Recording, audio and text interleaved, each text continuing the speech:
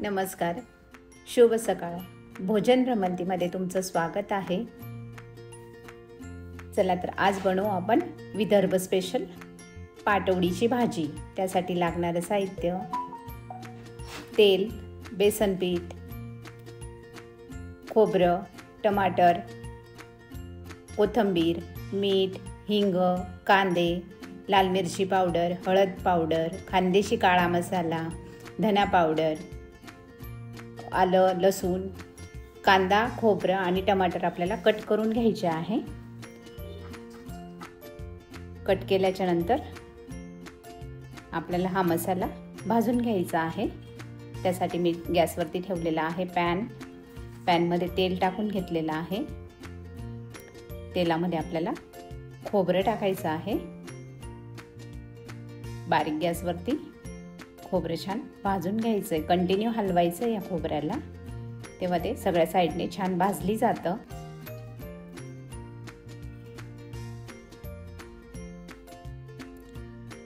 छान कलर आलेला आहे खोबऱ्याला. खोबरं भाजून झालंय आपलं, काढून घेऊ आता आपण. त्यानंतर आपल्याला भाजायचा आहे कांदा. कांद्यासाठी पण थोडंसं तेल टाकायचं आहे आपल्याला. तेल टाकून कांदा भाजून घ्यायचा आहे. कांदा जर बारीक गॅसवर भाजला ना तर खूप छान भाजली जातो. फुल गॅसवर भाजला की जळून जातो तो. कुठे जळतो कुठे कच्चा असतो, त्याच्यामुळे बारीक गॅसवरतीच भाजायचा आहे. कंटिन्यू हलवत राहायचंय त्याला. मऊ झालेला आहे कांदा. कलर पण छान यायला लागलेला आहे कांद्याला.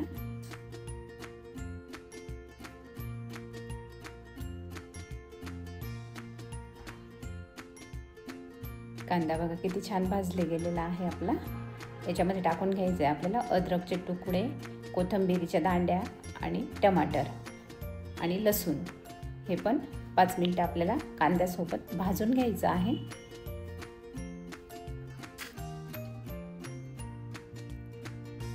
कंटिन्यू हलवायचं आहे आपल्याला.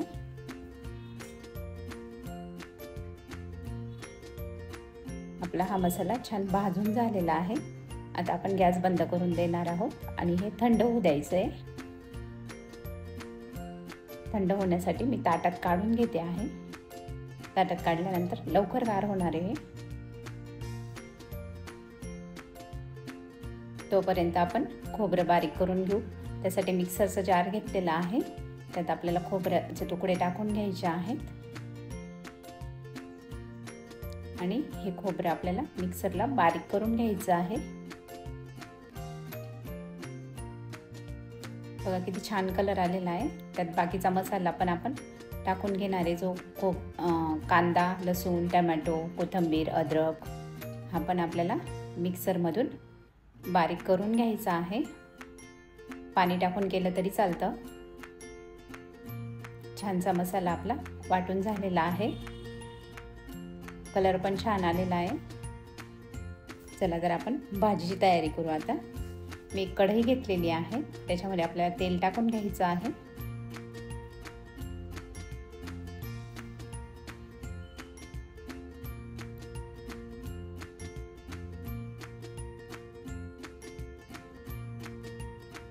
तेल गरम झालेलं आहे. आता आपण वाटून घेतलेला मसाला तो पण आपल्याला त्या तेलात टाकून घ्यायचा आहे आणि हा बारीक गॅसवरती छान परतून घ्यायचा आहे मसाला तेल सुटेपर्यंत.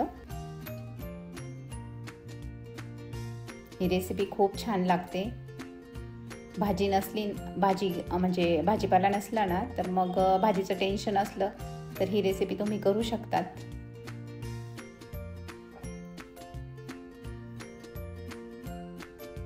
छानसा कच्चा पण काढून घ्यायचा आहे याचा.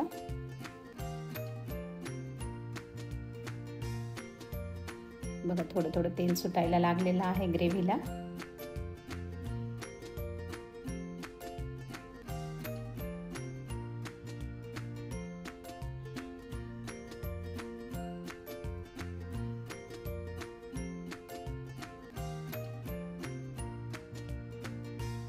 मसाला शिजून गेलेला आहे.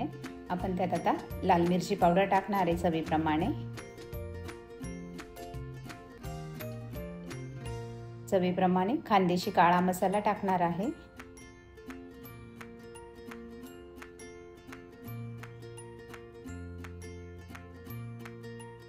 थोडीशी धना पावडर टाकायची आहे आपल्याला.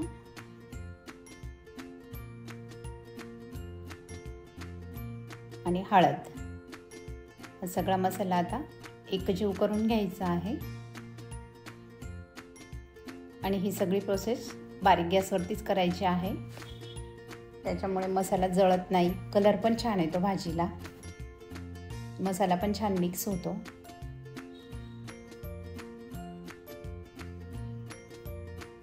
मसाला तेल सुटेपर्यंत चांगला शिजू द्यायचा आहे. मग आपल्या भाजीला तरी चांगली येते. थोडंसं मी पाणी टाकणार आहे मसाला शिजण्यासाठी. पाणी टाकून पाणी पण मिक्स करून घ्यायचं आहे मसाल्यामध्ये. आणि असंच 7-8 मिनिटं मसाला शिजू द्यायचा आहे.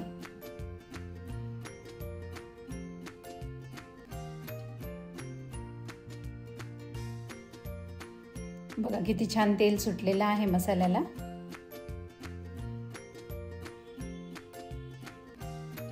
मी मिक्सरचं भांडं धुवून पाणी टाकून घेतलेलं आहे. त्याच्यात पाणी सगळं मिक्स करून घ्यायचंय, मसाला आणि ते मिक्सरच्या भांड्यातलं पाणी. आणि याच्यासाठी मी बाजूच्या गॅसवरती गरम पाणी करायला ठेवलेलं होतं. ते पाणी पण टाकून घेणार आहे.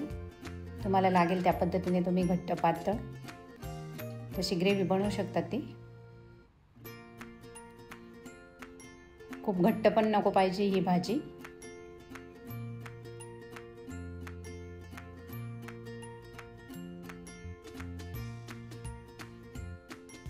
आपला सार उकळेपर्यंत आपण बेसन पीठ भिजवून घेणार आहोत. त्यासाठी मी घेतलं 1 बाउल बेसन पीठ. त्यात टाकला आहे थोडासा हिंग, थोडंसं मीठ, चवीप्रमाणे मिरची पावडर, थोडीशी हळद. हे चपातीचा गोळा करतो त्या पद्धतीने आपल्याला भिजून घ्यायचे. पहिले हे मसाले कोरडे सगळे मिक्स करायचे आहे आणि नंतर पाणी घालून आपल्याला मळून घ्यायचं आहे हे पीठ.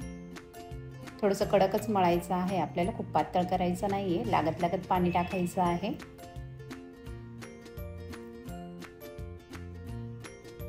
छानसा गोळा करून घ्यायचा आहे याचा.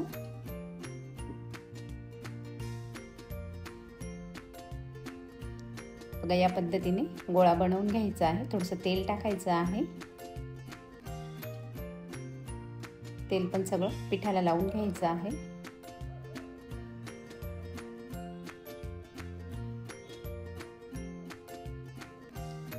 एक पोलपाट घेतलेला आहे मी. त्याच्यावरती पीठ थोडंसं रगडून घ्यायचं आहे आपल्याला. त्या पिठाचे 2 तुकडे करायचे आहेत आणि याचा गोळा करून चपातीसारखं लाटून घ्यायचं आहे आपल्याला. हे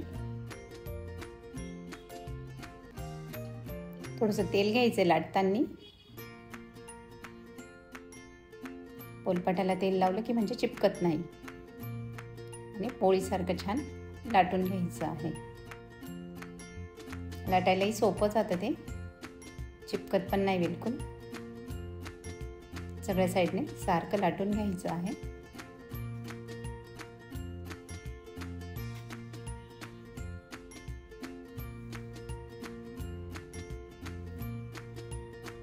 याच्या सुरीने पाटोड्या कट करून घ्यायच्या आहेत, छोट्या छोट्या साईजच्या. पाटोडी ही त्रिकोणी शेपचीच असते, तशीच कापायची आहे आपल्याला.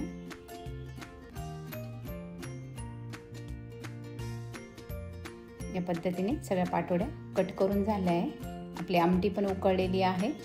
त्यात आपल्याला एक एक करून ह्या पाटोड्या सगळ्या सोडून द्यायच्या आहेत.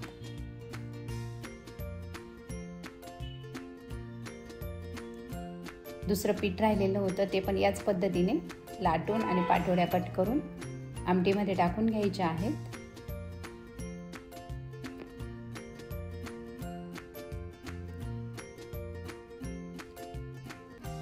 तुमच्याकडे कोणी पाहुणे आले तरीही बनवू शकता तुम्ही ही भाजी. भातासोबत पण चांगली लागते ही भाजी, भाकरीसोबत पण चांगली लागते, चपातीसोबत पण चांगली लागते.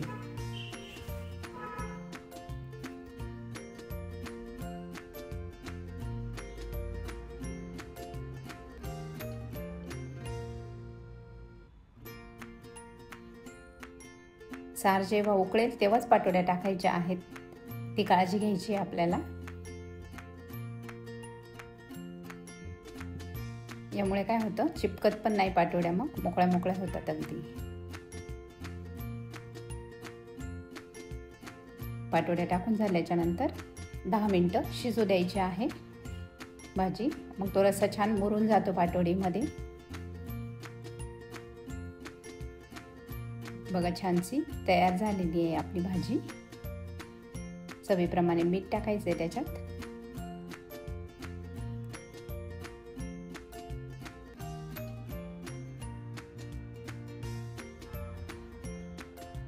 आणि वरून टाकायची कट केलेली कोथिंबीर आणि मिक्स करून घ्यायची सगळी भाजी.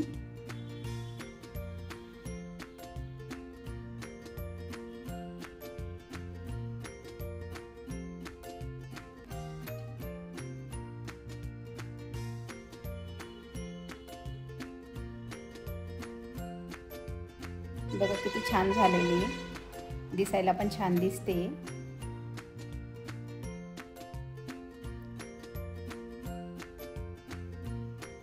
बघा किती छान तरी आली त्या भाजीवरती. तुम्हाला जर माझ्या रेसिपी आवडत असतील तर लाईक करत जा, शेअर करत जा, सबस्क्राईब करत जा, कमेंट करायला विसरू नका. लाईक करायला पैसे लागत नाही, फ्री असतं हे.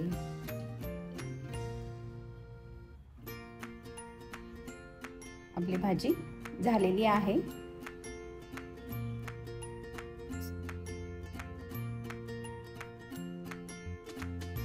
हे आपण आता सर्व करून घेऊ. मी एका बाउलमध्ये काढून घेते आहे.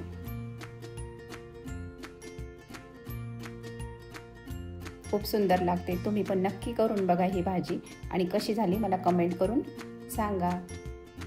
चला तर मग भेटू अशाच नवीन रेसिपीमध्ये.